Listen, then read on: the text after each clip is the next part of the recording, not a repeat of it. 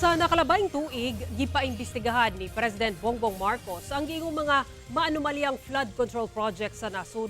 Usa sa mga gisuta sa gimugna nga Independent Commission for Infrastructure kon ICI ang nadanyos nga bahin sa flood control structure sa Davao City nga gipasalig nga ayuhon sa gobyerno. Unsa nakaha ang kahimtang niini karon? Ani ang pre-SONA 2026 report ni John D. Esteban.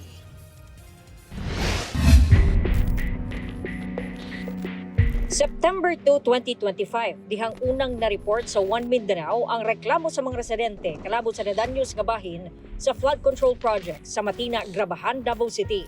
Ang mitsa, mga gapnod o dagkong troso nga mianod sa kusog nga bulog sa baha.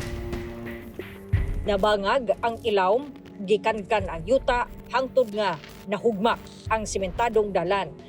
Karon, improvised nga latayan ang agianan. Dunay na matudpay nabulasot dinhi.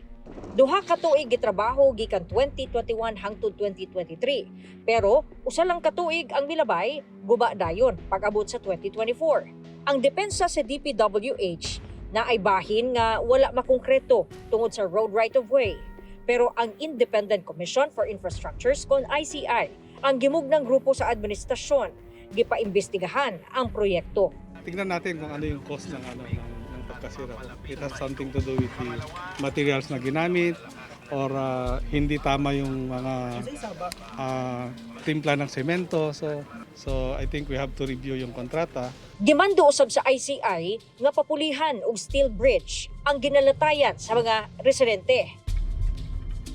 Kapin usa ka tuig ang milabay, human ma-report ang problema. Mao na kini karon.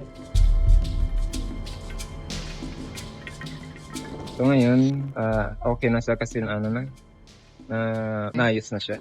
Gawas sa nasangpit nga proyekto, lain pang mga binilyon nga mga flood control project ang giimbestigahan sa nasod. Gani, serye sa mga pagdungog o investigasyon ang gipahigayon sa Kongreso.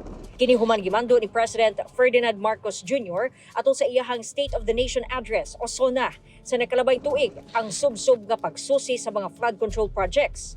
Tungod niini, dunay mga napasakahan og kaso ug napriso sama sa contractor nga si Sara Diskaya sa isyu sa giingong Ghost Project sa Davao Occidental. Apan ang mga kritiko sa administrasyon parayong nangutana. Unsa na may nahitabo sa investigasyon batok sa uban pang dagkong mga tawo ug opisyal nga matud pa nagpaluyo niining dako nga korupsyon. Sa taliabot nga SONA, matubag ug mahataga na kaha kini ug katin-awan ni PBBM. Kauban si Bebot Kahe sa kamera. John D. Esteban, One Mindanao.